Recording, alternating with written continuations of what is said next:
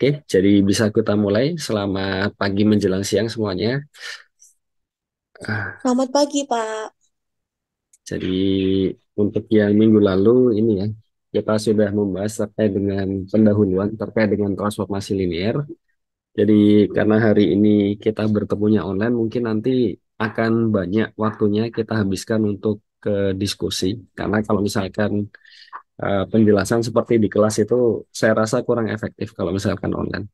Jadi nanti seperti biasa di awal setelah pembahasan yang terkait ini, nanti ya masing-masing kelompok bisa presentasi, terus kemudian kita lanjutkan materi yang berikutnya, dan di akhir ini bisa dibuat breakout room kan. Nah, menariknya di situ. Dan masing-masing kelompok silahkan berdiskusi di sana. Kalau misalkan ternyata sudah selesai, tidak harus sampai waktu seharusnya pukul 1 udah selesai, nanti bisa ini meninggalkan apa breakout roomnya kan. Jadi kita buat lebih fleksibel saja. Tapi paling enggak dari sisi waktu kita sudah memanfaatkan keseluruhan 3 jam pelajarannya di situ, atau 2,5 jam lah waktu normal. Oke, jadi mungkin ini ya sedikit review yang sudah kita bahas yang minggu lalu terkait dengan transformasi linear. Jadi kita sudah tahu untuk terkait dengan vektor. Nah, itu ya ini ya ada beberapa transformasi yang sudah kita kenal sejak dari sekolah dulu. Jadi salah satunya adalah rotasi, terus juga ada dilatasi, ada translasi, ya. Terus ada rotasi, ya. Jadi ada beberapa hal. Dan menariknya salah satunya yang terkait dengan rotasi, kita sudah melihat bahwa ketika kita transformasikan, nah itu vektornya itu bisa dijumlahkan dulu atau ditransformasikan dulu. Nanti hasilnya akan sama. Termasuk juga terkait dengan perkalian skalarnya, ya. Jadi bisa kita ya transformasikan atau kita petakan dulu, baru dikalikan dengan skalar, atau kita kalikan skalar dulu, baru kita transformasikan. Dan minggu lalu kita sudah membahas, ini salah satu contohnya yang terkait dengan rotasi. Jadi kita punya vektor B dan vektor C di sini. Nah, B plus C itu kan jadi vektor AF ya di sini ya. Jadi AB sama AC dijumlahkan jadi AF. Nah, kalau kita masing-masing eh, rotasikan terlebih dahulu 90 derajat berlawanan arah jarum jam, yang vektor AB itu kan jadi vektor AD ya. Dan yang vektor AC dia jadi AE. Nah, jumlahannya yang AD dan AE1 itu dia jadi AI1 kan. Dan bisa kita lihat ya nilainya sama ya ketika dijumlahkan dulu baru ditransformasikan, karena AF itu ketika dirotasi 90 derajat jadi AI1 kan. Jadi kita punya ini, dan kalau kita lihat transformasi lain seperti ya dilatasi dan lain-lain, nanti ada kesamaan lah di sana, khususnya ketika kita bisa membuat transformasi tersebut sebagai perkalian dari suatu matriks di situ. Jadi di sini kita punya X-nya, misalkan suatu vektor ya dengan dimensi kita punya sebanyak n tuple. Jadi kita punya matriks A dikalikan matriks X plus Y, dia akan jadi AX ditambah AY. Dan A dikalikan dengan KX, dia karena K-nya adalah suatu skalar, K-nya bisa kita pindah di depannya. Jadi ketika kita punya suatu transformasi dapat dinyatakan dalam bentuk seperti ini, dia akan berlaku bahwa yang bisa kita jumlahkan dulu baru kita transformasikan, atau kita kalikan skalar dulu baru kita transformasikan, baru kalikan skalar. Dan ini bisa kita generalisir yang menjadi motivasi terkait dengan transformasi linear. Jadi secara umum kita punya suatu pemetaan dari ruang vektor V ke ruang vektor W, dan dia disebut dengan transformasi linear kalau berlaku yang satu dan dua di sini. Jadi dia mempertahankan atau mengawetkan operasi penjumlahannya, dan juga mengawetkan kalau beberapa ini biasanya disebutnya aksi bukan operasi, ya. Jadi perkalian skalarnya. Jadi secara umum ini.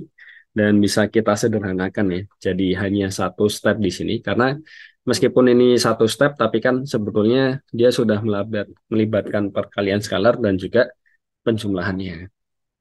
Ini sedikit review ya yang sudah kita bahas minggu lalu dan kita sudah lihat juga salah satu contohnya terkait dengan transformasi linear. Ini yang kita buat sederhana dulu saja.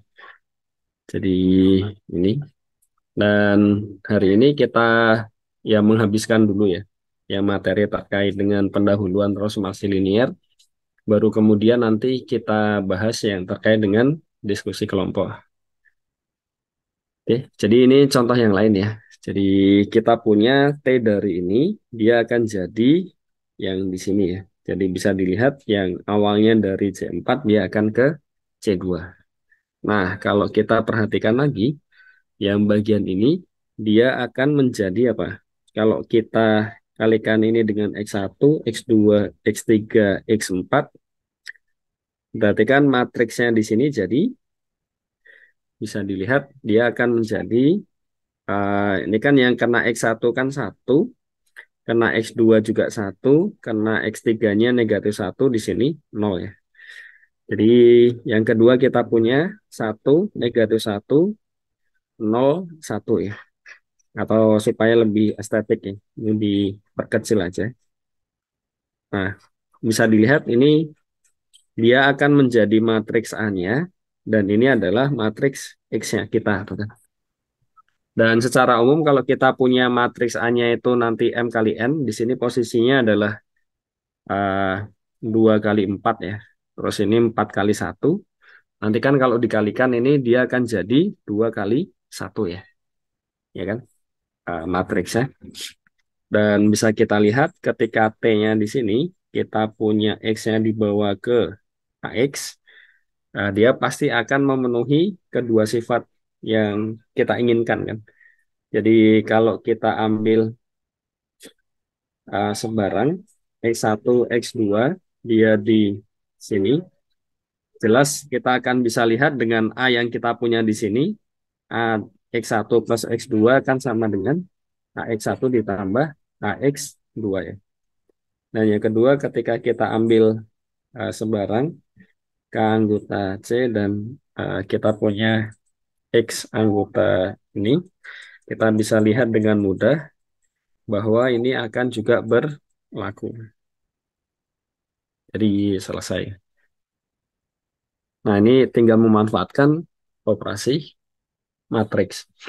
Kalau misalkan mau langsungan pakai definisinya juga bisa, tapi kan agak sedikit repot ya.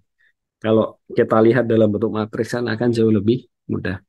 Jadi jelas di sini T kita dia merupakan suatu transformasi linear.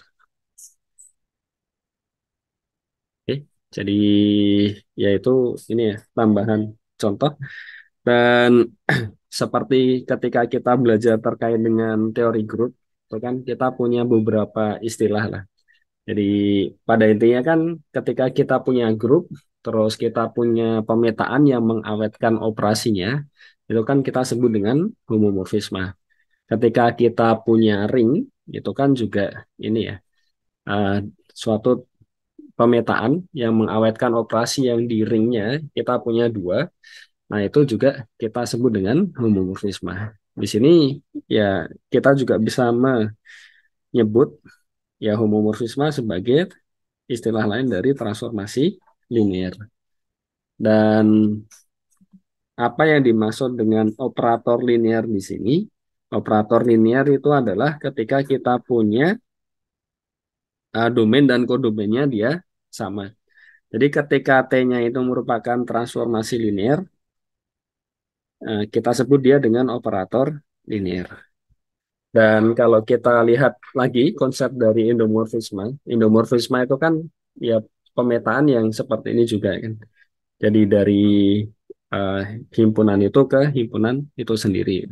Jadi kalau dia merupakan suatu grup ya ke grupnya itu lagi. Kalau ring ke ringnya itu lagi. Di sini ketika ruang vektor ya kita punya ruang vektor V atas lapangan F, kita petakan ke ruang vektor V ke atas lapangan F lagi ya. Dan itu kita sebut dengan endomorfisme.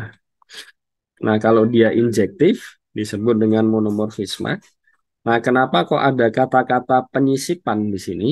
Karena ya bayangkan saja kita punya suatu ruang vektor V dan suatu ruang vektor W, sama-sama mereka adalah ruang vektor atas lapangan F.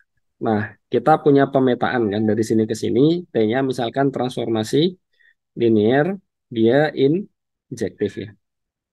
Jadi artinya apa? Ada suatu sub ruang yang di dalamnya W, bisa jadi W sendiri, ya tergantung ya dari konteksnya di situ. Tapi yang pasti kalau dia injektif itu kan dia satu-satu kan.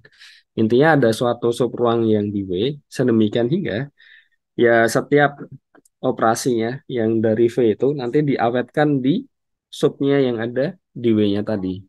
Jadi seolah-olah ya meskipun yang di sini misal kita punya W1 ya, meskipun W1-nya itu isinya berbeda dengan yang ada di V, tapi kan karena dia pemetaannya satu-satu dan operasinya dia diawetkan, berarti kan kita peroleh apa? Secara struktur kan berarti V dan W itu seolah-olah kan ya sebenarnya sama aja kayak mengganti elemen yang di V dengan elemen yang di W1 kan.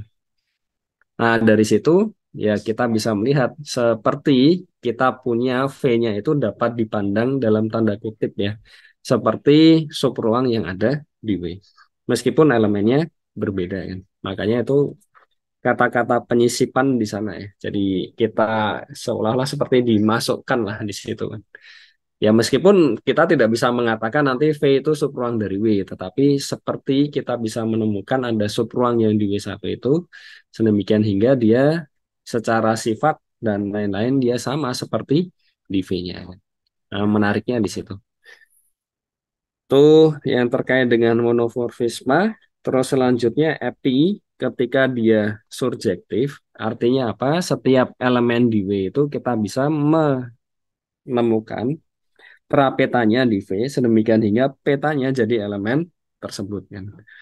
Nah, ada beberapa keuntungan nantinya yang bisa kita lihat ya. Karena ketika kita punya suatu transformasi linear, nanti kan petanya itu dia juga ya akan jadi suatu ruang vektor juga kan. Jadi kita bisa kaitkan lah antara ruang vektor yang pertama dengan ruang vektor yang kedua. Terus yang kelima, isomorfisme kalau dia transformasi linear plus bijektif kan. Jadi bisa dibayangkan di situ dia transformasi linear, operasinya sudah diawetkan plus sama perkalian skalarnya. Terus selanjutnya masing-masing elemen yang ada di domain. Jadi ketika kita punya ini ya, jadi kita punya yang di V, yang di W. Nah, masing-masing yang ada di sini itu kan ada pemetaan satu-satunya tuh kan. Berdasarkan ya definisi yang dibuat. Jadi seolah-olah meskipun ya mereka terlihat berbeda, jadi elemen-elemennya mungkin bisa jadi berbeda ya. Tapi karena ya itu tadi kan, jadi operasinya diawetkan, otomatis di situ tambah bijektifnya pula kan. Jadi banyak elemennya juga nanti akan sama. Jadi seperti kita punya elemen yang di ruang vektor yang pertama, dia betul-betul dapat direpresentasikan menggunakan suatu elemen di ruang vektor yang di kedua. Impact-nya apa? Sifatnya dia akan sama kan. Meskipun secara objek mungkin bisa berbeda. Nah, keuntungannya apa? Ketika kita punya suatu isomorfisme, karena ketika kita mendefinisikan suatu ruang vektor itu kan bisa banyak sekali gitu kan. Nah, ketika mereka satu sama lain isomorfis, nah itu kan lebih enak ya. Karena kita tidak harus meneliti satu persatu gitu kan. Jadi kita lihat salah satunya saja, terus sifatnya seperti apa tuh kan. Nah, nanti bisa kita gunakan untuk meneliti yang lainnya. Karena mereka isomorfis, secara sifat sama nanti. Nah, yang terakhir adalah terkait dengan automorfisme. Jadi konsepnya sama ya kayak tadi ya. Jadi operator linear.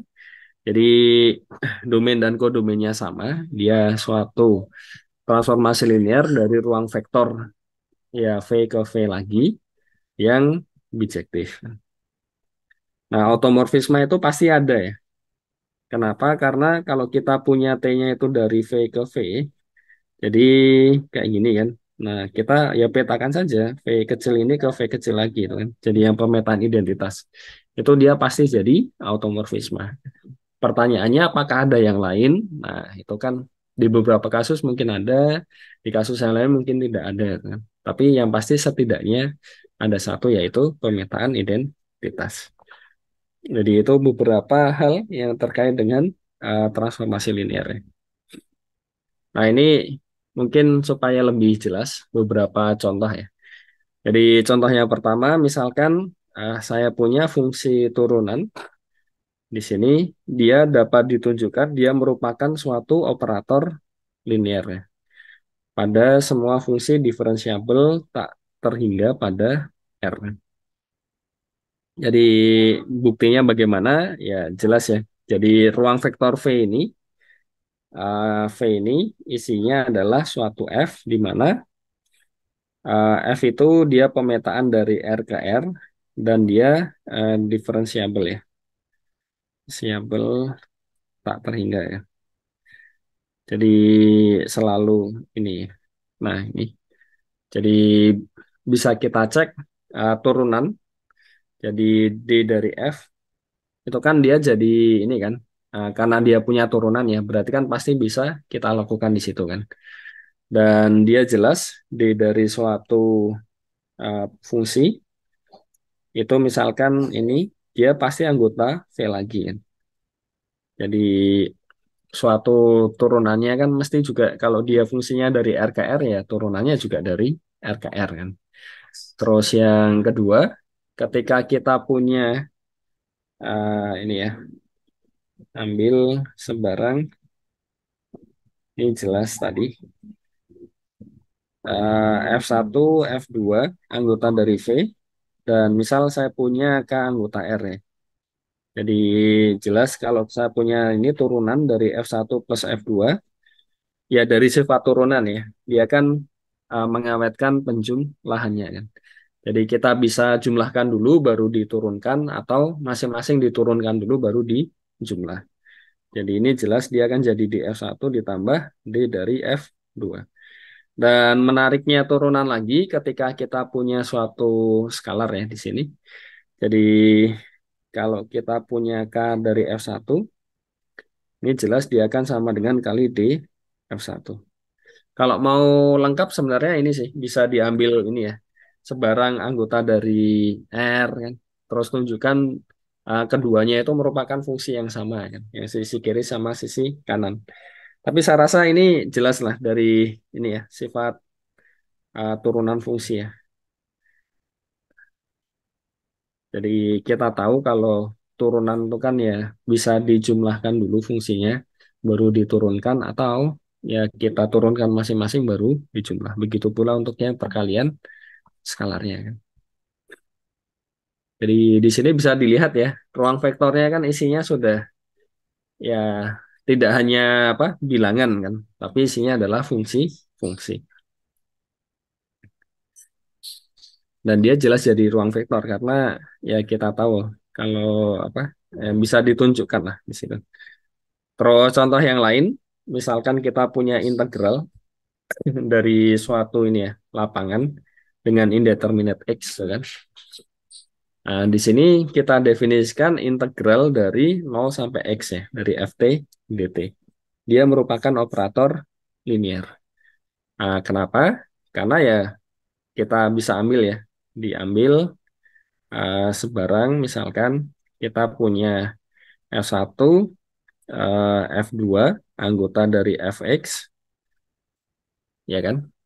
Nah, di situ kan jelas ya, dan kita punya ininya jumlahannya kan jelas ya, integral atau inilah. Tahu dari F1 ditambah F2, dia kan jadi integral dari 0 sampai X, kita punya di sini F dari, eh bukan, ini F1 plus F2 ya. Di sini T dt ya. Nah, padahal ini kan dia akan sama dengan dari definisi penjumlahan fungsi 0 sampai X, di sini jadi F1X ditambah F2X ya.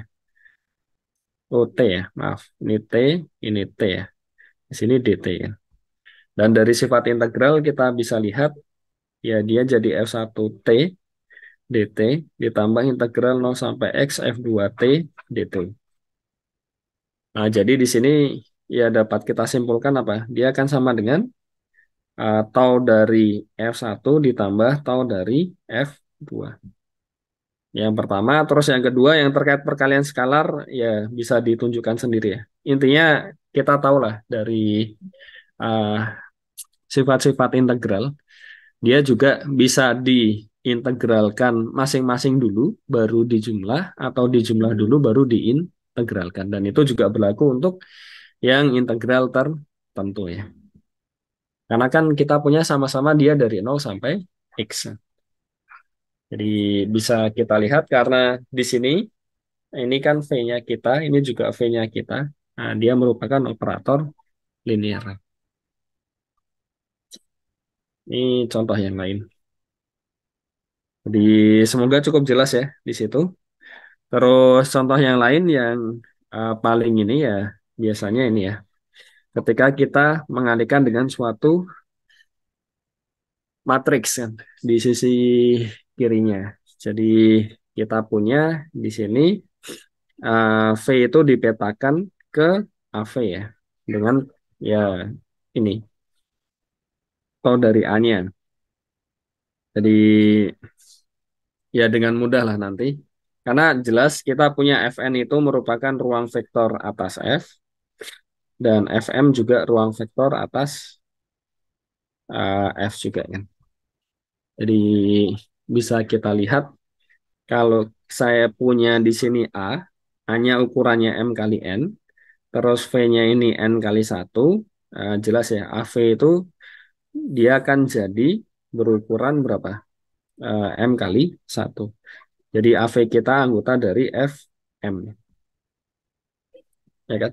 Dan perkalian matriks kan jelas beberapa kali tadi sudah kita singgung, dia akan memenuhi syarat-syarat untuk menjadi transformasi linear. Terus contoh yang lain misalkan ini kita punya fungsi koordinat ya. Jadi fungsi koordinat itu maksudnya gimana ya? Contohnya misalkan ketika kita punya ini. Jadi koordinat itu tergantung dari basisnya ya. Jadi contohnya misalkan kita punya di C3 ya. Ini kan isinya kita punya ABC, di mana ABC itu anggota ini. Dan di sini kan berarti F-nya kita ambil, C-nya kita kan. Dan salah satu contohnya misalkan basisnya itu yang kita ambil kemarin, 100, 110 misalkan ya. Di sini 001 ya.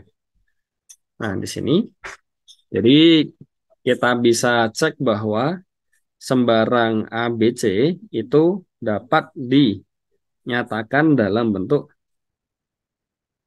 apa ini? Kalau kita pengen 100, di sini 110, di sini 001 ya.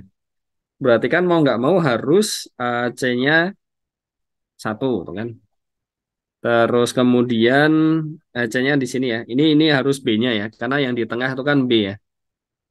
Terus kita sudah dapat B, berarti yang di depan apa? Amin B di sini, ya kan? Nah, jadi kalau kita pakai contoh yang di sini, V kita itu akan memetakan vektornya A, B, C, dia dipetakan ke Fn. Fn itu kan berarti isinya ada 3 juga kan? Jadi isinya C3, C3 isinya apa di sini? Kita petakan ke amin B, B sama C. Nah, ini jelas ini anggota dari C3. Jadi fungsi koordinat itu intinya tergantung dari basis yang kita gunakan ya. Jadi ya beda basis mungkin pendefinisian fungsinya bisa berbeda lagi. Tapi intinya adalah ketika kita punya suatu basis, koordinatnya pasti tunggal kan. Nah, jadi masing-masing elemen yang di V itu dapat dinyatakan secara tunggal di elemen yang di Fn. Dan itu dapat kita tunjukkan bahwa dia merupakan transformasi linear. Nah, kenapa? Karena ya seperti yang kita tahu kalau misalkan secara umum di sini, misalkan saya punya ini ya, V itu ruang vektor atas F berdimensi n ya. Eh, dan saya punya di sini Fn. Tadi kan V-nya itu dia memetakan dari V ke Fn ya. Nah, dari situ kita punya ya yang di V itu X itu kan dipetakan ke koordinatnya kan. Ya enggak? Artinya kita punya basis yang isinya misalkan VI ya. I dari 1 sampai N. Ya enggak? Jadi X itu kan nanti dapat dinyatakan dalam kalau misal Vx-nya itu bentuknya adalah ini ya. A1, A2 sampai AN. Berarti artinya X itu kan dapat dinyatakan dalam AV1 ditambah A1V1, A2V2 sampai AN VN ya. Ya enggak? Tergantung dari koordinatnya si X itu ketika kita representasikan menggunakan basis B-nya kita itu kan. Jadi kalau kita ambil ambil sebarang uh, XY ya di V di mana X-nya itu A1V1 ANVN misalkan, Y-nya itu B1V1 ABNVN, ya kan? Terus kita ambil misal K anggota F, kita punya apa? V dari uh, X ditambah Y, berarti kan kita lihat ya koordinatnya X ditambah Y itu kan. Padahal X kita itu kan kayak gini ya. Berarti kan di sini X plus Y-nya apa? Berarti kan A1B1 ya kan dikalikan V1 dan seterusnya kita punya AN plus BN kalikan VN kan. Berarti koordinatnya yang siapa? Koordinatnya adalah kita punya A1B plus B1 dan seterusnya di sini AN plus BN. Nah, ini di Fn ya. Jadi kita bisa pecah jadi dua, A1 sampai AN ditambah dengan B1 sampai BN. Jadi ini adalah V dari X ditambah V dari Y. Dan yang kedua, ketika kita punya V dari Kx, ya kalau K-nya kita kalikan terhadap X, nanti kan kita punya apa? Kx itu akan jadi Ka1, ya enggak? V1, seterusnya KAN, VN ya. Jadi bisa kita lihat koordinatnya adalah KA1, KA2, seterusnya sampai KAN.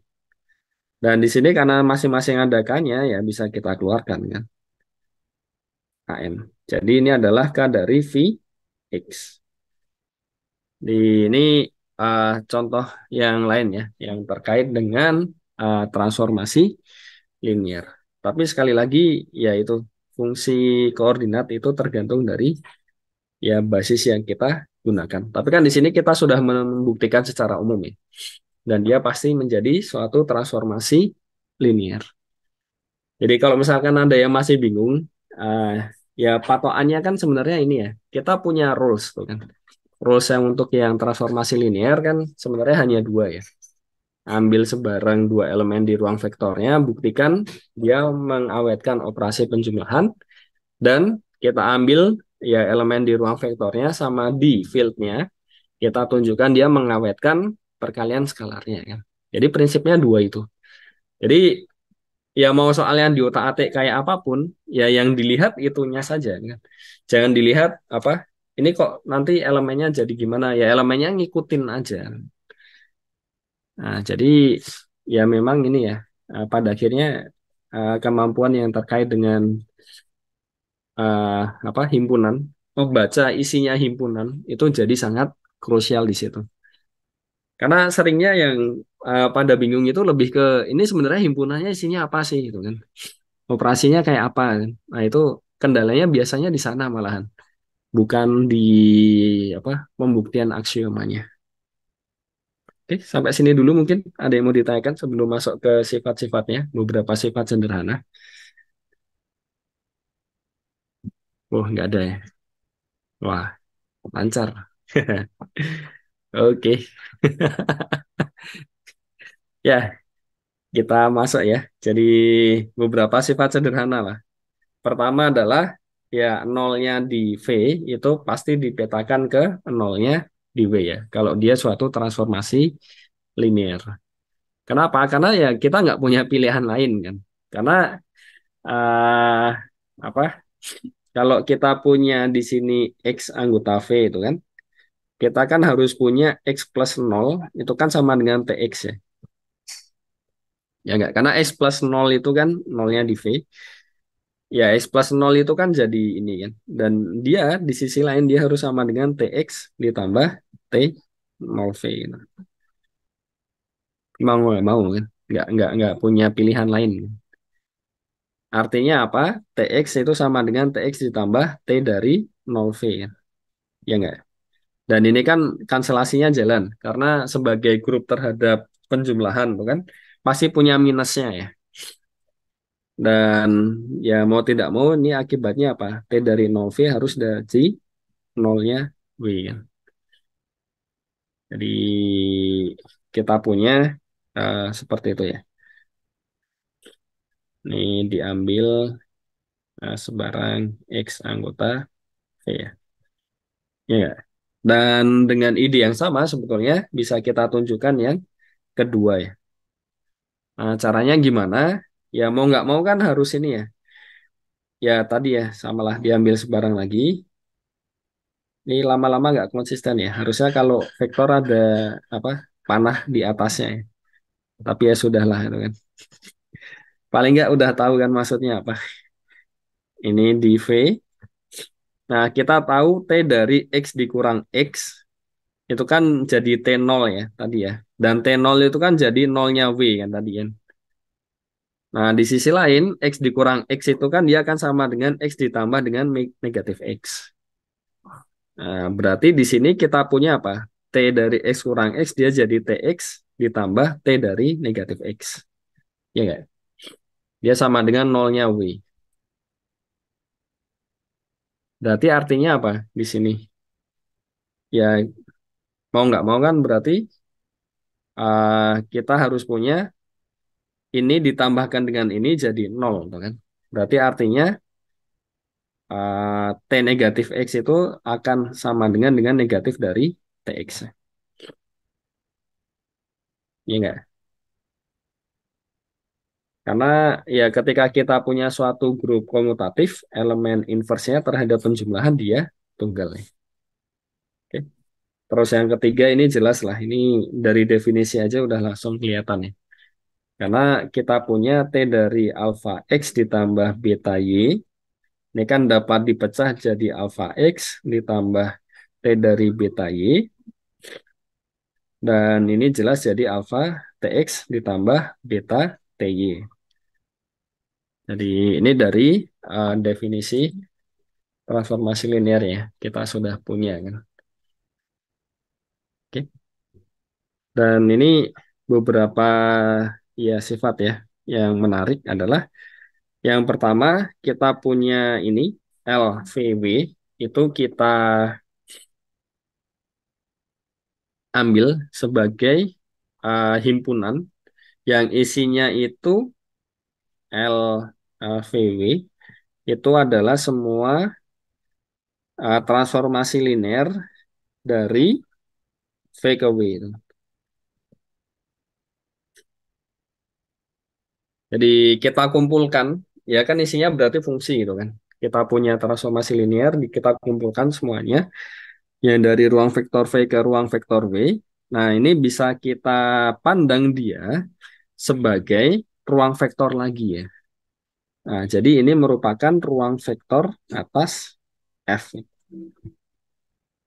Nah, pada ruang vektor kan harus punya model apa? Ya, pertama himpunannya. Himpunannya ini udah jelas ya. Kita sudah dapat himpunannya. Kedua, kita harus punya modal penjumlahan apa? Penjumlahannya ya, operasi supaya dia jadi grup komutatif. Terus yang terakhir adalah perkalian skalarnya kan. Nah, penjumlahannya kita bisa definisikan dia ya penjumlahan fungsi biasa. Jadi kita punya T1 plus T2. Kalau kita kenakan pada X ya, X-nya ini jelas anggota V. Berarti kan kita definisikan T1X ditambah T2X ya. Jadi di sini dia merupakan suatu transformasi linear lagi. Nah, di situ kita punya ya sudah dia eh, akan menjadi ruang vektor lagi atas F. Dan perkalian apa skalar fungsi itu kan ya sama ya kayak yang tadi itu kan. Terus yang kedua yang menarik, kalau kita punya suatu transformasi linear dari U ke V dan transformasi linear yang lain dari V ke W. Jadi ini ya, kita punya ini U, kita punya di sini V, kita punya di sini W, terus ini kita punya sigma, di sini kita punya tau. Berarti artinya apa? Kalau kita punya X di sini, dia dipetakan ke sigma X ya. Nah, sigma X ini akan dipetakan ke tau dari sigma X, ya kan? Nah, dari situ bisa kita lihat kita punya suatu fungsi tau sigma ya, yaitu ya komposisi antara ini tadi ya. Jadi ini bisa kita tunjukkan bahwa uh, tau sigma itu dia merupakan suatu transformasi linear dari U ke W. Nah, bagaimana menunjukkannya? Ya lagi-lagi modalnya kan ini ya, targetnya dua ya, penjumlahannya sama perkalian skalarnya kan. Nah, penjumlahannya ya ya sudah kita cek saja kan. Jadi jelas di sini tau sigma. Jadi tau sigma itu jelas dia suatu pemetaan dari U ke W ya. Karena bisa kita lihat tadi X-nya itu kan dibawa ke tau sigma dari X tuh kan. Dan dia masuk ke W kan. Jadi ini jelas kita punya dia merupakan pemetaan dari U ke W. Terus yang kedua adalah kita harus menunjukkan bahwa dia merupakan transformasi linear. Berarti ya udah kita harus ngambil apa? Karena transformasi linearnya dari U ke W, berarti diambil dua elemen ya, X1, X2 di U itu kan. Ya, sudah kita cek aja tahu dari sigma atau kayaknya nggak cukup ya. Oke lah, di sini ya. Saat ini diambil sebarang X1, X2 anggota dari U itu kan. Berarti siapa dulu? Taunya yang terakhir ya, benar ya. Di sini tau sigma dari X1 ditambah X2 jadi apa ini? Jadi kita punya tau dari sigma di sini X1 ditambah dengan X2 ya. Karena kan dia fungsi komposisi dipetakan oleh sigmanya duluan. Karena sigmanya ini merupakan suatu transformasi linear, berarti kita punya ini sigma X1 ditambah sigma dari X2 ya. Dan lagi-lagi karena dia juga transformasi linear, dan di sini bisa dilihat ini anggota dari V ya. Ini juga anggota dari V itu kan. Nah, ya kan tadi kan kita punya U ke V ke W kan. Ya enggak? Jadi sigma dari X1 kan anggota V. Sigma X2 juga anggota V lagi. Kalau kita punya dua buah anggota V, bisa kita jumlahkan dulu baru kita petakan menggunakan tau. Atau kita petakan masing-masing pakai tau dulu baru dijumlahkan kan. Berarti di sini kita punya tau dari sigma X1. Wah, lama-lama jadi ini ya, bingung nulisnya ya. Ditambah dengan tau dari sigma X2 ya. Dan di sini jelas jadi tau sigma kenakan X1 ditambah tau sigma kenakan X2. Ini yang untuk penjumlahannya. Terus yang kedua perkalian skalarnya kalau kita ambil sebarang K anggota F, X anggota U. Jadi bisa kita lihat tau sigma yang dikenakan pada KX dia kan jadi apa? Tau sigma. Nah, di sini karena komposisi ya, berarti dia jadi tau dari sigma kx. Dan bisa kita lihat yang di sini kan dia anggota U. Berarti kita akan peroleh K dikali sigma X ya. Karena sigmanya dia merupakan transformasi linear. Dan di sini dia anggota dari V.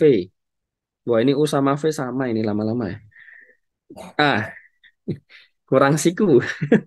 Ini K sigma ini X ya.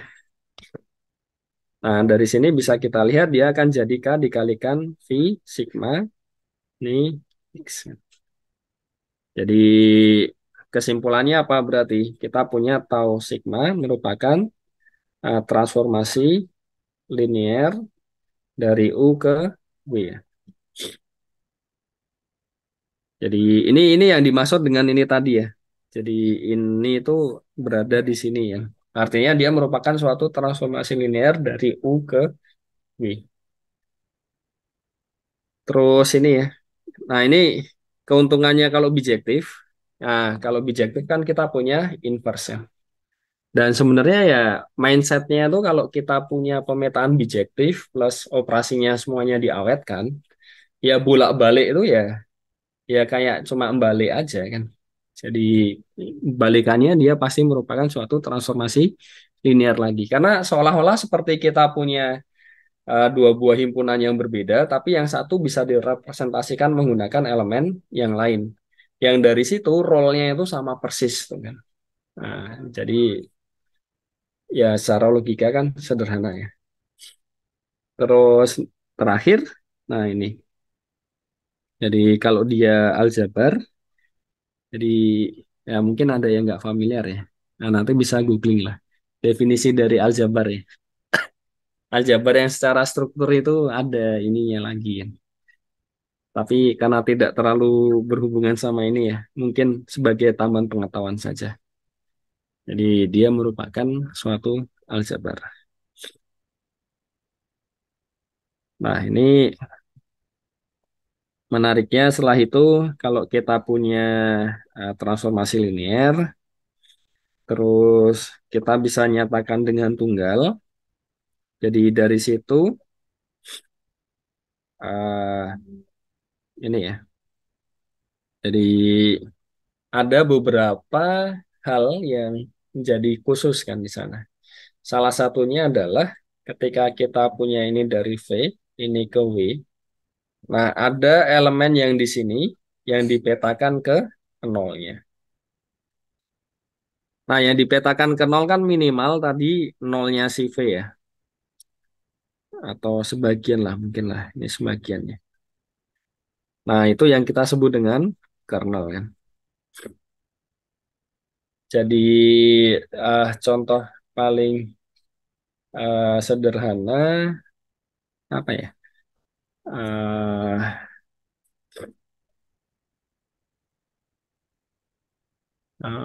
oke lah. Ini ya nanti aja ya, sekalian aja lah. Tapi intinya kernel itu semua yang dipetakan ke nol. Dan dia pasti tidak mungkin kosong karena nol dari V itu pasti anggota dari kernel T ya. Jadi gunanya apa nanti? Nah, kalau kita kembalikan lagi ke tadi ya, pemetaan bijektif ya. Jadi kalau kita punya bijektif itu kan berarti yang dipetakan ke nol hanya tunggal kan. Ya enggak? Hanya ya satu elemen saja yang nanti masuk ke nol. Nah, dari situ ya kita bisa lihat karena bijektif kan ada syarat ketentuannya ada dua kan. Yang pertama adalah dia injektif dan yang kedua adalah subjektif. Nah, injektifnya ini yang berperan dalam yaitu satu-satunya itu kan. Jadi arahnya adalah dengan mengecek siapa yang dibawa ke nol, nah, kita akan bisa mengecek nanti ya apakah pemetaan tersebut merupakan injektif atau tidak. Karena kalau dia nggak injektif ya pasti kernelnya isinya lebih dari satu. Ya salah satu ide awalnya itulah. Nanti bisa kita tunjukkan bahwa kalau dia transformasi linear, T itu injektif jika dan jika kernelnya isinya nol. Dan yang kedua adalah image ya. Image itu ya semua peta tuh kan dari uh, V. Kalau kita punya T-nya itu dari V ke W ya. Jadi semua petanya itu kita namakan dengan image. Dan menariknya adalah baik kernel, tadi yang kernel T, dan juga image T, itu keduanya merupakan sub ruang ya. Nah, sub ruang di mana? Karena kernel tadi itu semua yang di V yang dipetakan ke W, berarti di sini dia merupakan sub ruang di V itu kan. Nah, kalau yang ini dia merupakan sub ruang di W. Karena jelas kan kalau image itu kan dia subsetnya di kodomainnya. Kalau kernel yang mau dipetakan kan berarti subset dari domainnya. Jadi di situ ya. Dan jelas keduanya tidak mungkin kosong karena yang pertama tadi nol itu petakan ke nol lagi ya kan. Jadi kernelnya ya setidaknya isinya nolnya di V. Dan image-nya juga nggak mungkin kosong. Kenapa? Karena yaitu tadi kita punya nolnya di sini paling tidak 0W itu pasti anggota dari image dari T. Dan paling tidak di sini 0V-nya itu anggota dari kernel T ya. Jadi keduanya tidak mungkin kosong. Dan untuk buktinya saya rasa bisa ditinggal ya. Atau ini mau dibuktikan ya nggak apa-apa sih. Kalau mau dibuktikan berarti tinggal ambil sebarang. Saya punya V1, V2 anggota dari kernel T dan K anggota dari fieldnya, tuh kan. Nah, berarti yang pertama adalah kita mau menunjukkan jumlahannya kan. Jumlahannya apakah dia kembali lagi ke kernel T ya. Nah, gimana ini? Ya sudah, berarti kita petakan saja V1 ditambah V2. Kalau dia jadi 0, berarti dia anggota dari kernel T ya.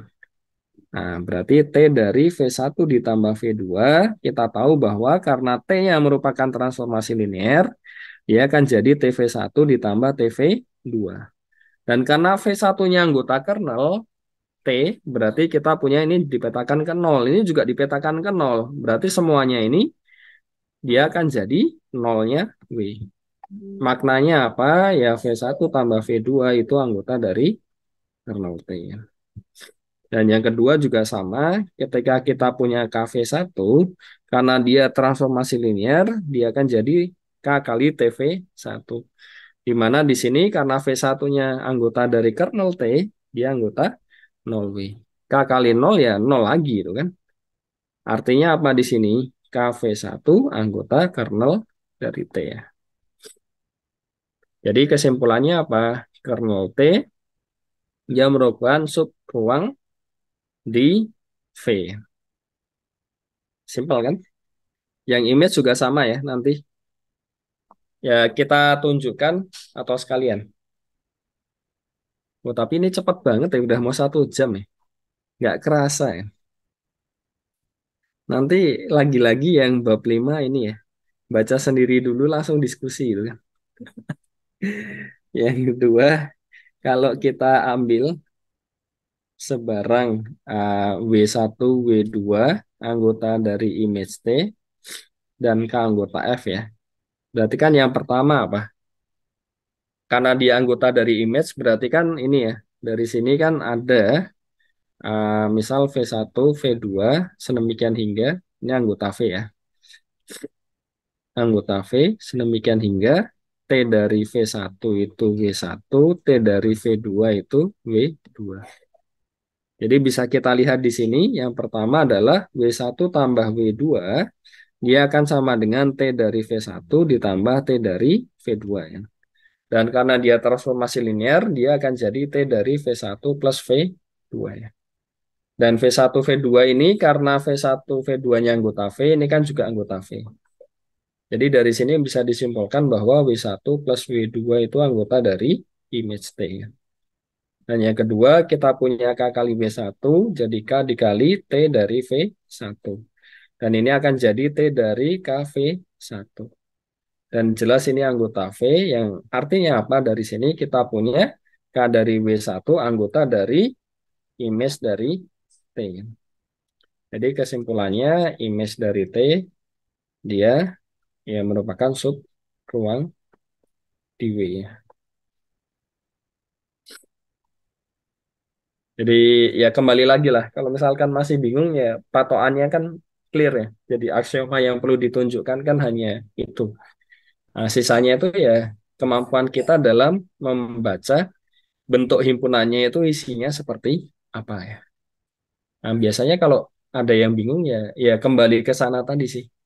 Bingungnya itu sebenarnya himpunannya itu gimana, operasinya gimana ya kan. Nah, dua itu dipahami ya. Kalau udah paham ya nanti tinggal jalan. Karena kemarin kan sempat ada yang ini ya. Kalau pas dijelaskan kok kelihatan gampang gitu kan. Pas ngerjain sendiri enggak. Ya ya pertama jam terbang. Terus yang kedua biasanya yang memang masih pada kesulitan itu ketika membaca isi himpunannya itu sebenarnya apa dan juga operasinya itu sebenarnya itu jalannya gimana sih. Nah, kalau dua itu sudah clear ya, apapun problemnya itu kan setidaknya tahu arahnya kemana. Bahasa mudahnya seperti itu. Oke ya, ini tadi ya.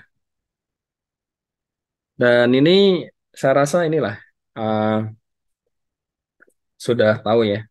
Jadi salah satu gunanya itu nanti bisa untuk mengecek ya, apakah dia injektif atau surjektif ya di situ. Jadi kalau image-nya sama dengan W, jelas dia surjektif. Kenapa? Ya karena bayangkan saja ini T-nya itu V ke W itu kan. Nah ini sama dengan image dari tau. Kan. Ini tau ya tadi ya. Ya jelas kan dia subjektif itu kan. Karena setiap elemen di W ya punya kawan di V kan. Nah injektifnya gimana? Kalau ke kanannya jelas ya. Ke kanannya jelas. Karena kalau dia injektif, nol pasti petakan ke nol dan nggak boleh ada yang lain karena satu-satu tuh kan. Nah ke kirinya adalah ya sudah diambil sebarang dua elemen kan. Ya nggak? Kalau buktikan injektif itu kan ah, dua elemen di petanya yang sama, kita tunjukkan prapetanya juga sama kan.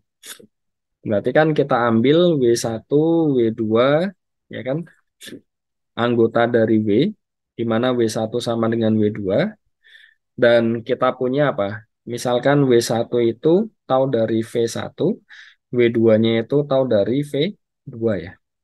Tunjukkan prapetanya juga sama kan. Nah, kalau W1 sama dengan W2, ini kan W1 kurang W2 itu nol ya. Ya kan? Nah, dari sini kita punya apa? Nah, W1 kurang W2 itu padahal tahu dari V1 dikurang tahu dari V2 ya. Dan dari sifat ini kan kita punya ini V1 kurang V2 ya. Ya enggak? Nah, ini nol, ini nol. Mau nggak mau kan ini juga harus jadi nolnya di W kan. Karena kan tadi nolnya V kembali ke nolnya W. Artinya apa? V1 kurang V2 itu anggota dari kernel tau ya. Padahal kernelnya itu isinya hanya nol kan. Berarti kita punya apa? Ya sudah V1 kurang V2 itu nol, V1 harus sama dengan V2. Jadi setiap dua elemen di kodomain ya kan? Jadi kita punya ini ya nanti.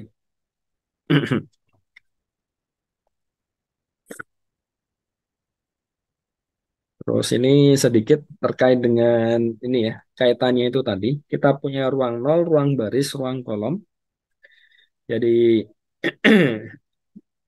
intinya adalah yang disebut dengan ruang nol itu semua penyelesaian SPL AX sama dengan nol. Kenapa? Karena kalau kita punya AX, itu kan nanti ada sebagian yang dia merupakan ya anggota dari kernel T ya, sebagian X-nya di sini. Dan bagaimana cara mengeceknya? Ya udah dicek aja itu sama dengan nol. Dan kalau kita apa OBE itu Ya gambarannya sederhananya gini lah. Kalau kita punya OBE kan bisa ini kan akhirnya terpecah tuh kan. Ada sebagian yang nol semua, ada sebagian yang di atasnya itu kan. Jadi itu yang di bawah yang nol semua nanti mengarah ke kernelnya, terus yang di atasnya mengarah ke image-nya. Jadi kita bisa lihat eh, ruang kolomnya ini ini ruang baris dan ya sederhananya adalah kita bisa OBE ya. Matriks A jadi matriks B. Nah, kalau kita OBE, di OBE itu kan sebenarnya dia hanya ini ya. Kita punya apa? Ditukar terus habis itu dikalikan dengan kelipatan yang lain, terus habis itu skalarnya itu dikalikan suatu skalarnya nol ya. Nah, ininya kombinasi linearnya. Itu kan sebetulnya dia tidak akan merubah subruangnya. Nah, kenapa? Karena ya sederhananya kalau pas kita punya kayak SPL lah, solusinya kan nggak akan berubah dengan OBE. Jadi dengan logika yang sama, sebenarnya kita bisa dengan mudah melihat bahwa ruang barisnya ketika di OBE juga akan sama. Begitu pula dengan ruang kolomnya. Nah, dari sini yang nanti akan mengakibatkan yang teorema dimensi itu ya. Jadi dimensi dari keseluruhannya, dimensi dari V akan sama dengan dimensi dari ruang ini ya tadi ya, yang di depan ini, yang apa ruang nol sama ruang kolomnya. Jadi contohnya misalkan ini ya, kita punya eh, suatu subruang di C4 yang dibangun oleh vektor pertama, vektor kedua, vektor ketiga. Nah, dari sini karena ya calon basisnya itu isinya ada tiga, berarti kan dimensi dari U itu pasti kurang dari sama dengan tiga. Nah, kita bisa ngecek apakah dia pas tiga atau kurang dari tiga. Bagaimana caranya? Kita cek ruang barisnya. Ternyata setelah di OBE, kita peroleh apa? Yang paling bawah itu semuanya nol. Artinya bagaimana? Sebetulnya vektor yang ini itu dapat dinyatakan kalau ini tadi V1, ini V2, ini V3. Nah, sebetulnya ketika kita OBE paling bawah itu nol semua, sebetulnya V3 itu dapat dinyatakan dalam kombinasi linear dari vektor pertama dan vektor kedua. Jadi maknanya apa? Sebetulnya tuh ini tuh kalau nggak kita masukkan dalam salah satu calon basisnya, ya nggak apa-apa. Ruang yang dibangun dia nggak akan berubah. Makanya ini andaikan kita keluarkan ya fine-fine aja. Jadi nanti yang punya kita ini, yang awalnya dia span dari V1 dan V2 sama V3 ya. Ini akan sama persis dengan span dari V1 sama V2 saja. Tanpa harus melibatkan V3. Ya, jadi dari sini bisa kita lihat ya akan mempermudah kita dalam mencari basis dari U-nya. Dan basisnya cukup dua ini saja. Tidak perlu banyak-banyak. Karena kan ya basis itu kan intinya kita pengen semuanya dapat direpresentasikan menggunakan kombinasi linear dari basis tersebut dan ya representasinya tunggal ya. Atau ya kita pengennya tuh elemennya jangan banyak-banyak lah di situ. Jadi kita peroleh itu. Nah, bagaimana caranya? Intinya ya di OBE saja. Nanti kita cari ada berapa baris yang isinya nol semua dan berapa baris yang tidak. Dan ini impact-nya ya. Jadi kita punya dimensi dari image ditambah dimensi dari kernel akan sama dengan N. Oke. Mungkin itu dulu untuk ya sisa materinya kemarin ya. Tetap aja 1 jam. Oke. Kemarin sudah 1, 2, 3 terus 1, 3, 2 ya. Nah, berarti sekarang 2, 1, 3 ya. 2, 1, 3, kelompok 2 dulu, terus kelompok 1, kelompok 3. Ada request dulu nggak ini? Pengen nomor berapa kan?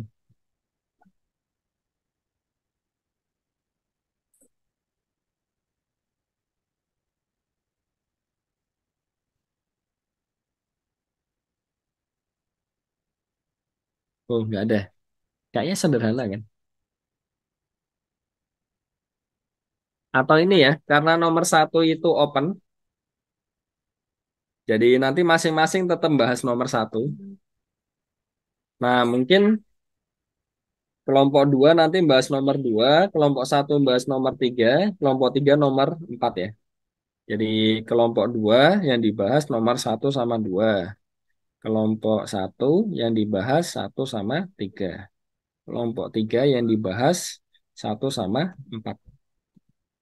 Oke, kan nomor 1 kan bisa apapun kan, bisa beda-beda kan. Ya lumayan lah nanti kan di record kan. Jadi bisa untuk tambahan materi belajar. Oke, ya silahkan mungkin itu dari kelompok 2 dulu ya. Pak. Saya mulai ya, Pak. Oke, silakan. Selamat siang. Saya Gusti Ayu Duyanti dari kelompok 2. Di sini saya akan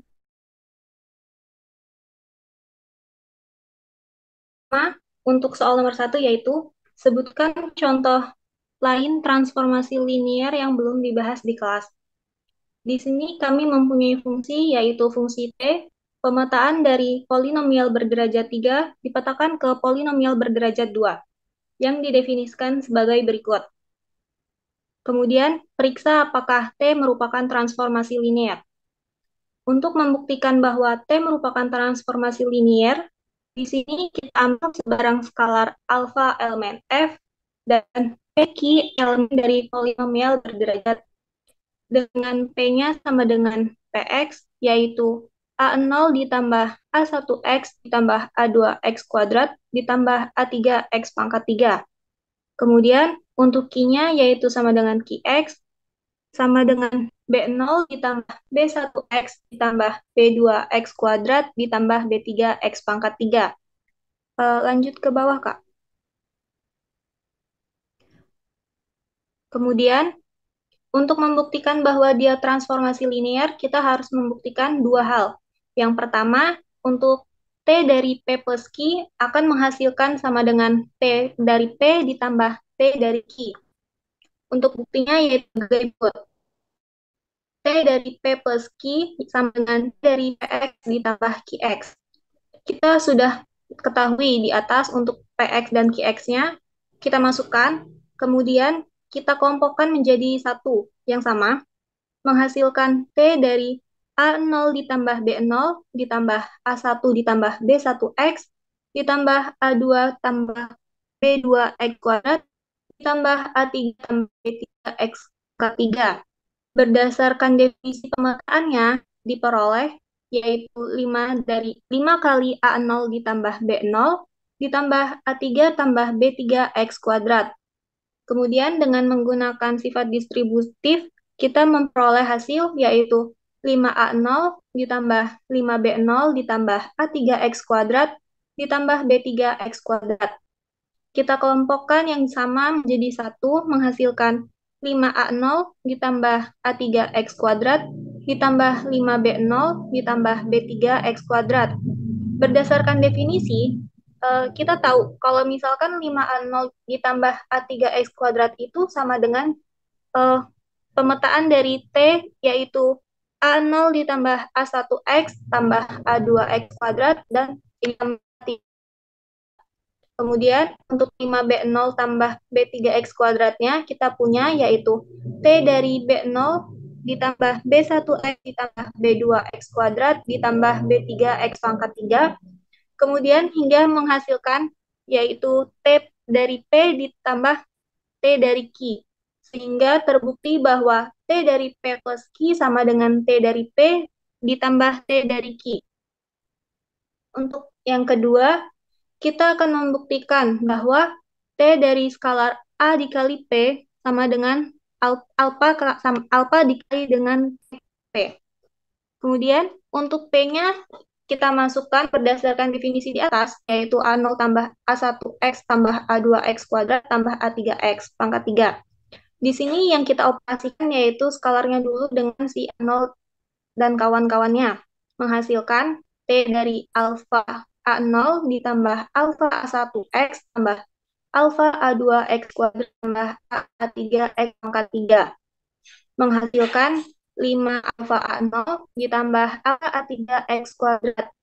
Ini bisa kita ubah dengan mengeluarkan alfanya, sehingga alfa kali 5A0 ditambah A3X pangkat 2. Untuk 5A0 ditambah A3X2-nya, X3X pangkat 2, itu bisa kita ubah menjadi T dari A0 ditambah A1X ditambah A2X kuadrat ditambah A3X pangkat 3. Sehingga menghasilkan hasil akhir yaitu alfa kali dengan TP. Karena dua hal tersebut sudah terbukti, maka dapat kita simpulkan bahwa T merupakan transformasi linier. Sampai sini apakah ada yang ingin ditanyakan? Jelas. Jelas. Oke, sudah sangat jelas. Oke, kalau udah jelas lanjut ke nomor 2 ya. Untuk Ya. nomor 2 itu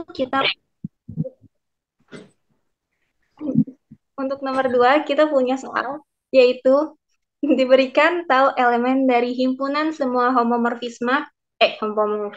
himpunan dari semua transformasi linear V ke W dengan dimensi V-nya sama dengan dimensi W-nya itu berhingga.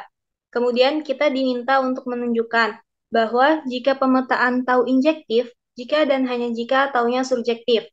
Kemudian tunjukkan bahwa jika dimensi V sama dengan dimensi W-nya tak berhingga, maka pernyataan tersebut tidak berlaku. Di sini kita akan membuktikan yang pertama dulu.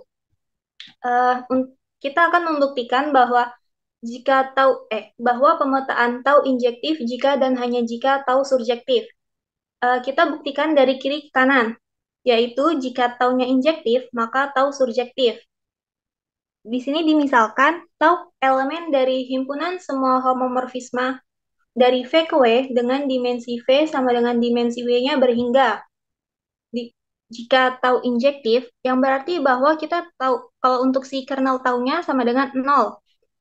Kemudian, dimensi V sama dengan dimensi W, maka dimensi dari image taunya sama dengan dimensi dari W. Karena kernel tau itu sama dengan 0, maka kita tahu untuk dimensi kernel taunya sendiri yaitu 0. Sehingga kita operasikan yaitu dimensi V sama dengan dimensi kernel tau ditambah dimensi image tau sama dengan 0 ditambah dimensi image tau. Sehingga kita peroleh untuk dimensi dari V sama dengan dimensi image tau dan dimensi image tau sama dengan dimensi W. Yang berarti image taunya sama dengan W. Sehingga terbukti bahwa tau surjektif. Untuk selanjutnya dari kanan ke kiri, jika tau surjektif, maka kita akan diminta menunjukkan bahwa taunya injektif. Misalkan tau surjektif, yang berarti bahwa image tau sama dengan W. Karena image taunya sama dengan W, maka untuk setiap W elemen W, terdapat V elemen V, sehingga tau V sama dengan W. Ambil sebarang V1, V2 elemen V, sehingga tau V1 sama dengan tau V2. Kemudian kita operasikan menjadi tau V1 dikurang tau V2 sama dengan 0, dan menghasilkan tau dari V1 dikurang V2 sama dengan 0. Oleh karena itu, kita peroleh V1 min V2 elemen dari kernel tau, sehingga dapat diperoleh V1 sama dengan V2. Hal ini membuktikan bahwa tau injektif. Dari pembuktian kiri ke kanan dan kanan ke kiri, maka dapat kita simpulkan bahwa tau injektif jika dan hanya jika taunya surjektif. Untuk selanjutnya yaitu lanjut Kak. Untuk di atas kan kita diminta menunjukkan bahwa untuk dimensi yang tak berhingga. Di sini untuk membuktikan bahwa dimensi V, ketika dimensi V sama dengan dimensi W-nya tak berhingga, tidak selalu berlaku, maka diberikan contoh penyangkal, yaitu jika injektif, maka dia bukan surjektif pada dimensi tak berhingga. Dimisalkan V dan W-nya ruang vektor berdimensi tak hingga. S merupakan pemetaan dari V ke W, di mana V elemen V dipetakan ke 0 elemen W. Pemetaan V ke W injektif karena untuk setiap V elemen V dipetakan satu elemen ke 0 di W. Lanjut, Kak.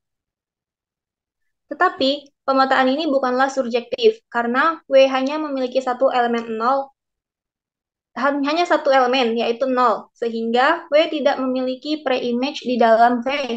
Karena jika dia surjektif, maka dia hanya punya satu pre-image. Kemudian dapat kita simpulkan bahwa uh, untuk yang tau injektif, jika dan hanya jika tau surjektif itu tidak berlaku ketika dimensinya tak berhingga. Mungkin dari kelompok 2 itu saja, apakah ada pertanyaan?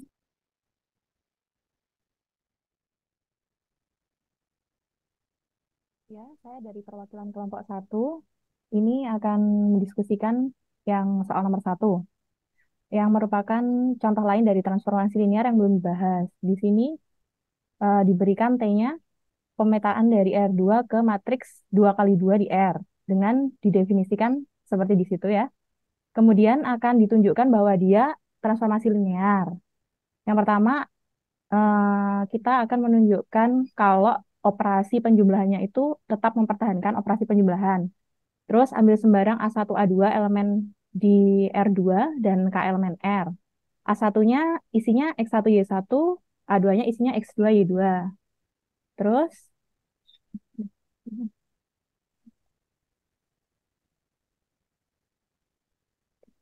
terus akan ditunjukkan TA1 tambah A2 itu sama dengan TA1 ditambah TA2.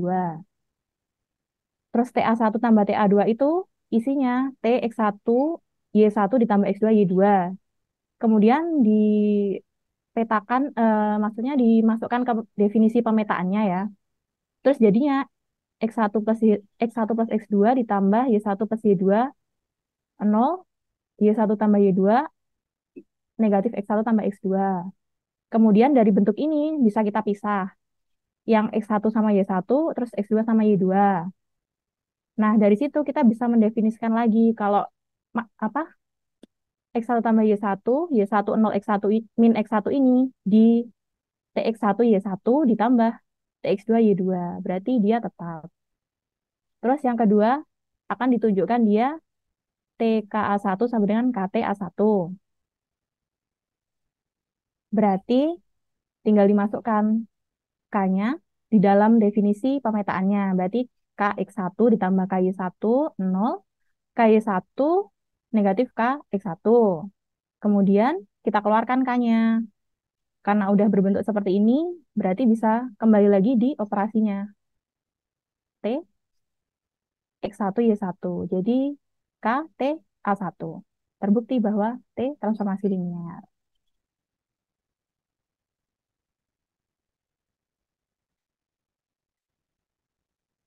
Terus yang nomor 3. Diberikan tahu elemen LCW, tunjukkan bahwa T isomorfisme jika dan hanya jika terdapat basis V yang dipetakan ke basis W. Kalau pembuktian dari kiri ke kanan, misalkan T itu isomorfisme dan S itu isinya himpunan basis-basis vektor di V. Yang akan ditunjukkan yaitu TS itu isinya TS1, TS2 sampai TSN basis di W. Misalkan W itu elemen W. Karena T surjektif, maka W-nya itu sama dengan TV. Karena karena V itu basis V, maka V bisa dinyatakan sebagai kombinasi linear.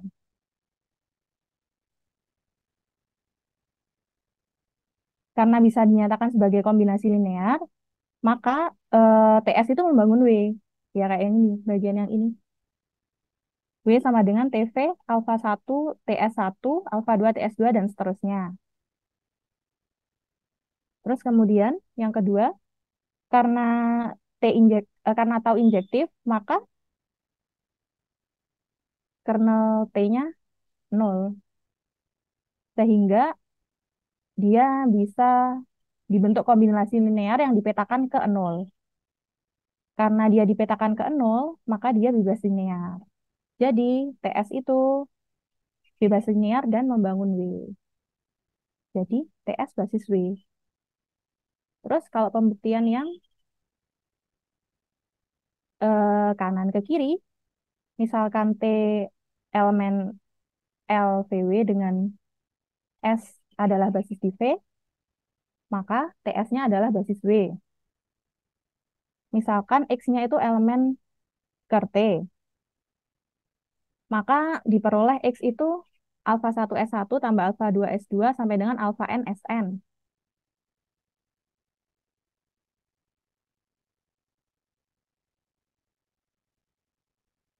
Dengan alfa 1 alfa 2 elemen F dan S1 S2 elemen Sn elemen S, artinya kan dia pemetaannya harus 0 dan X-nya setiap X-nya itu dipetakan ke 0. Kalau dia mau dipetakan ke 0 dan hasilnya 0, maka alfanya itu juga harus 0. Jadi dia bebas linear. Karena X-nya 0, T-nya 0, berarti T injektif. Kemudian misalkan W elemen W, terus TS-nya basis di W, maka setiap elemen di W itu dapat dinyatakan dengan kombinasi linear dari TS. W itu beta 1 TS 1, beta 2 TS 2, dan seterusnya. Terus kemudian ini kan W dituliskan seperti ini, T, B1, S1, dan seterusnya. Karena fungsinya bersifat distributif, maka bisa ditarik kan taunya ke depan. Jadi eh, terdapat W untuk setiap W sehingga dia itu sorry sorry sorry. Untuk setiap W elemen W terdapat TBS I. Jadi T-nya subjektif. Kemudian yang terakhir, misalkan V dan W itu ruang vektor yang berdimensi hingga dengan dimensi V sama dengan dimensi W. Misalkan S1 sampai dengan Sn dan B1 sama dengan B1 sampai B1, B2 sampai dengan Bn adalah basis dari V dan W, maka bisa didefinisikan pemetaannya dari V ke W, di mana TSI sama dengan BI, karena TS itu isinya basis-basis, jadi bisa dipetakan untuk setiap I 1 sampai N. Jadi, transformasi linear yang memetakan basis V ke W.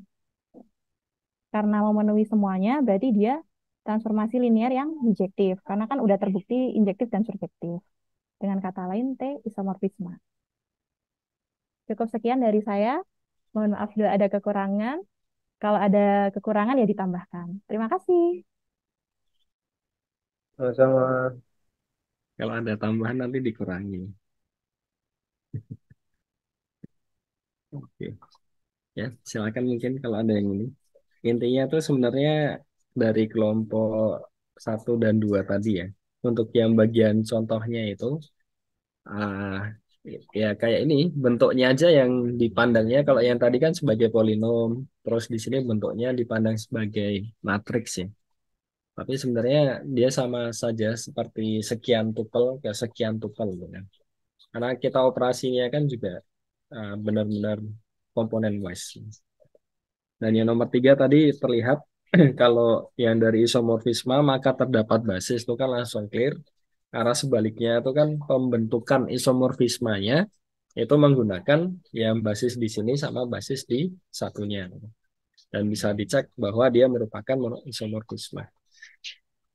Ya intinya itu sih yang apa pembuktiannya ya. Oke, kita lanjut lagi. Silahkan untuk yang kelompok terakhir. Sudah. Aman, Mbak, aman. Nah, untuk yang kelompok 3 ini, contohnya hampir mirip dengan kelompok yang pertama. Ini bedanya di pemetaannya di polinom 4, berorder 4, petakan ke polinom order 3. Nah, untuk didefinisikan sebagai TA0 tambah A1X tambah A2X2 atau X kuadrat tambah A3X pangkat 3 tambah A4X pangkat 4 sama dengan 5A0 tambah A3X kuadrat tambah A4X pangkat 3. Nah, maka T itu adalah transformasi linier. Untuk membahas transformasi linier, kita dapat membuktikan dua hal. Yang pertama yaitu operasi penjumlahan vektor dan operasi perkalian terhadap skalar. Nah, kita misalkan K itu adalah skalar dan PQ itu anggota polinom 4, dengan P itu sama dengan PX sama dengan A0 tambah A1X tambah A2X kuadrat tambah A3X pangkat 3 tambah A4X pangkat 4. Dan Q sama dengan QX sama dengan B0 tambah B1X tambah B2X kuadrat tambah B3X pangkat 3 tambah B4X pangkat 4.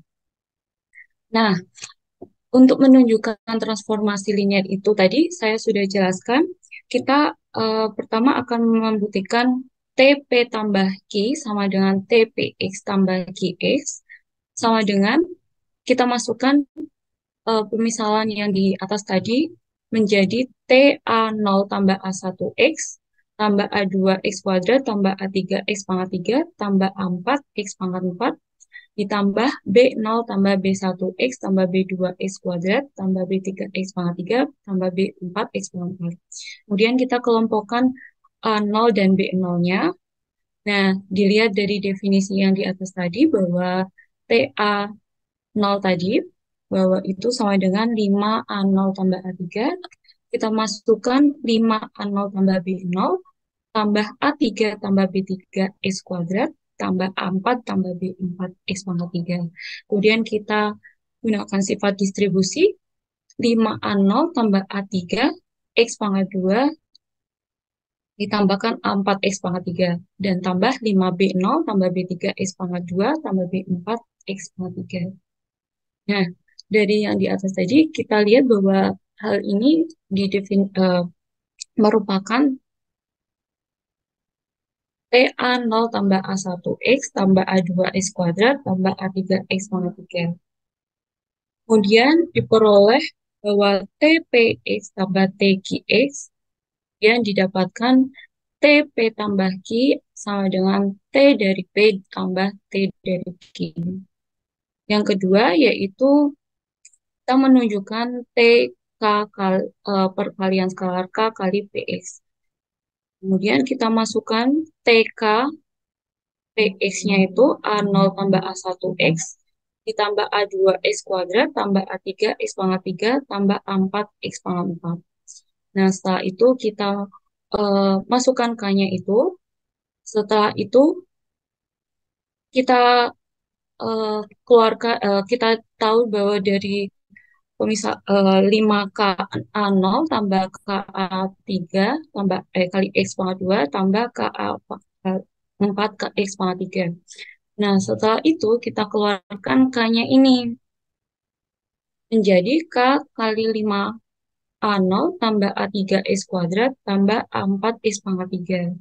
Nah, 5A0 itu merupakan TA0 tambah A1X tambah A2X kuadrat tambah A3 tambah A4 X pangkat 3. Nah, setelah itu kita dapat hasilnya dari TK kali PX sama dengan KTP. Dari 1 dan 2 itu terpenuhi, maka T adalah transformasi linier. Selanjutnya dari yang nomor 1, apakah ada yang ditanyakan? Sudah jelas. Hampir sama soalnya. Ya, baik. Saya lanjutkan yang nomor 3. Nomor 4, maaf. Oke. Diberikan ruang vektor V sama dengan S direct sum T, kita menunjukkan S direct sum T itu isomorfis dengan jumlah langsung eksternal dari S dan T. Nah, hal ini untuk menunjukkan ruang vektor S direct sum T isomorfis dengan jumlah langsung internal S dan T dengan disebut S cross T, maka harus mendefinisikan pemetaan linear antara S direct sum T dan S cross T yang memenuhi sifat-sifat isomorfisme. Kita bentuk pemetaan linear terlebih dahulu, yaitu Fs direct sum T dipetakan ke S cross T untuk setiap ST anggota S direct sum T. Dengan kata lain, F ini mengambil elemen dari S direct sum T dan meletakkannya secara identik ke S cross T. Nah, selanjutnya akan dibuktikan bahwa F itu isomorfis. Yang pertama, pemetaan linear. F itu adalah pemetaan linear karena mengambil elemen dari S direct sum T dan meletakkannya ke S cross T tanpa perubahan dan atau operasi lainnya. Kemudian yang kedua yaitu jika S1 T1 itu tidak sama dengan S2 T2, di mana S1 T1 itu S2 T2 anggota dari S direct sum T, maka Fs1 T1 sama dengan S1 T1 tidak sama dengan F1 Fs2 T2 sama dengan S2 T2, di mana Fs1 T1 itu dan F1 T2 S2 T2 itu anggota dari S cross T. Maka dari itu F itu termasuk injektif. Kemudian yang ketiga yaitu untuk setiap ST subset dari S cross T maka diperoleh ST anggota S direct sum T sehingga FST sama dengan ST. Nah, maka dari itu F-nya itu subjektif. Karena F memenuhi dari 1, 2, 3, maka F itu isomorfis antara S direct sum T dan S cross T. Hal ini membuktikan bahwa S direct sum T isomorfis dengan jumlah langsung eksternal dari S dan T.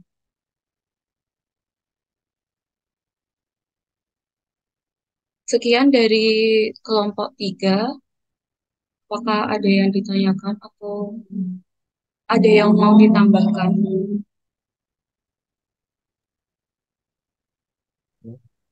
Ini ya cukup ya, karena sudah cukup jelas juga kan dari ininya. Oke, terima kasih dari kelompok 3.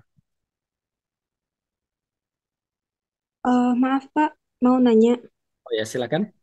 Untuk itu direct sum X, yang S direct sum T-nya itu dia bentuknya S plus T atau S, T? Kalau yang direct sum internal, itu kan dia jatuhnya jadi ini ya.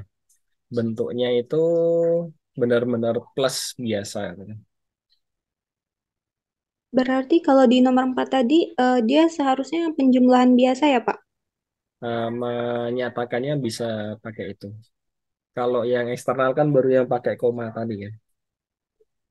Mungkin ini kayak tadi kayaknya ada sedikit keliru dalam penulisannya aja sih Pak. Iya. Tapi secara ininya kurang lebih inilah, kurang lebih sama. Karena pada prinsipnya tuh kalau yang direct sum internal itu kan dia jumlahannya itu kan juga dia tunggal ya. Jadi sama seperti yang apa konsep basis itu kan nanti koordinatnya kan juga masing-masing tunggal. Ya mungkin tadi ada beberapa penulisan yang masih kurang pas ya. Bisa di apa eh, benarkan lagi. Tapi overall idenya tuh sudah ya kurang lebih itu. Oke, terima kasih ya atas koreksinya. Ada lagi mungkin?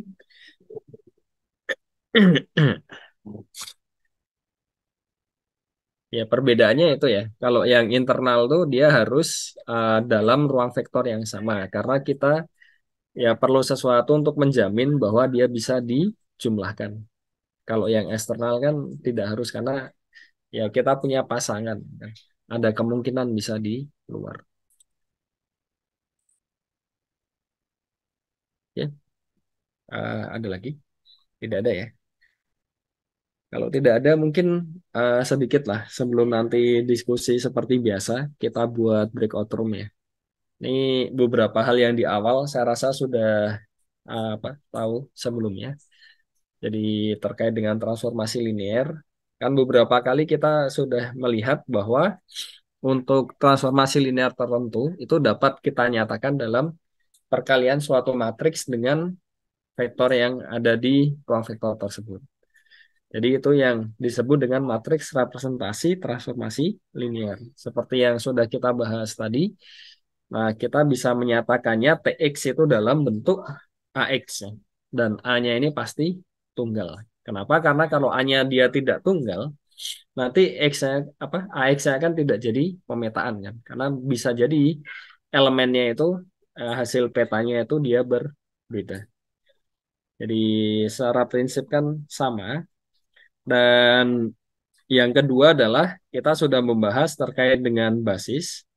Jadi kita punya suatu vektor itu kan menggunakan basis yang pertama misalkan dia koordinatnya tentu akan berbeda ketika menyatakan suatu elemen menggunakan koordinat menggunakan basis pertama dengan yang menggunakan koordinat relatif terhadap basis yang kedua. Tapi meskipun keduanya itu berbeda, nah, tentunya kita bisa mencari suatu matriks lain sedemikian hingga koordinatnya itu ya kita bisa ubah dari yang relatif terhadap basis pertama ke relatif terhadap basis yang kedua. Dan itu yang kita sebut dengan matriks perubahan basis. Jadi karena kita mainnya di sini koordinat, otomatis fokus kita adalah ke koordinatnya. Dan sisanya sebenarnya dia hanya detail linear saja ya. Detail bagaimana cara menghitungnya. Tidak terlalu banyak. Jadi sebagai contoh, misalkan kita punya basis yang pertama ini, basis yang kedua ini ya. Nah, kita ingin melihat matriks perubahan relatif terhadap basis pertama ke basis yang kedua. Nah, apa yang harus kita lakukan ya? Yang pasti kita perlu mengecek. Jadi matriks-matriks yang di sini kita punya U1, U2, U3. Nah, itu kan kita punya tiga vektor tersebut ya. Kita akan ubah relatif terhadap basis yang kedua. Karena yang kedua itu juga merupakan basis, berarti yang U1, U2, U3 ini juga dapat dinyatakan dalam kombinasi linear dari yang vektor-vektor yang ada di B aksen. Jadi pertama kita ambil koordinatnya relatif terhadap ini ya, yang di B aksen tadi. Nah, kita kan punya 1, 2, dan 3. Nah, bagaimana cara mencari matriks perubahan basisnya? Ya sudah, kita menggunakan 3 buah ini untuk menjadi matriks perubahan basisnya. Jadi, apa yang kita peroleh di sini ketika kita menggunakan matriks perubahan basis ini, yang awalnya itu adalah koordinat relatif terhadap basis B, nanti ketika kita kalikan dengan yang ini, dia akan jadi matriks koordinat relatif terhadap basis B aksen. Ya logikanya karena setiap basis yang ada di B itu dinyatakan dalam kombinasi linear dalam yang di B aksen. Jadi overall sebenarnya ya tidak banyak ya, hanya itu. Sisanya lebih ke detail kalkulasi dan contoh-contohnya saja. Dan supaya tidak ini ya, karena kita sudah online cukup lama kan, 1,5 jam. Itu biasanya konsentrasinya sudah turun. Nah, maka dari itu mungkin silahkan coba didiskusikan untuk yang ada di sini ya. Jadi saya buat breakout room isinya 3 pilihan. Nanti sesuai dengan nomor kelompoknya ya. Jadi ini terus saya set 50 menit maksimal atau 52 menit. Nah, nanti silahkan didiskusikan bersama kelompoknya. Terus kalau misalkan sudah selesai sebelum waktunya ya bisa live ya. Jadi intinya perkuliahannya kita akhiri sampai sini. Sisanya nanti silahkan diskusi dengan kelompoknya. Oke. Jadi overall ini kok yang kita punya di sini itu sebenarnya sudah dibahas yang tadi itu kan kebanyakan. Kecuali detail untuk matrik perubahan basis.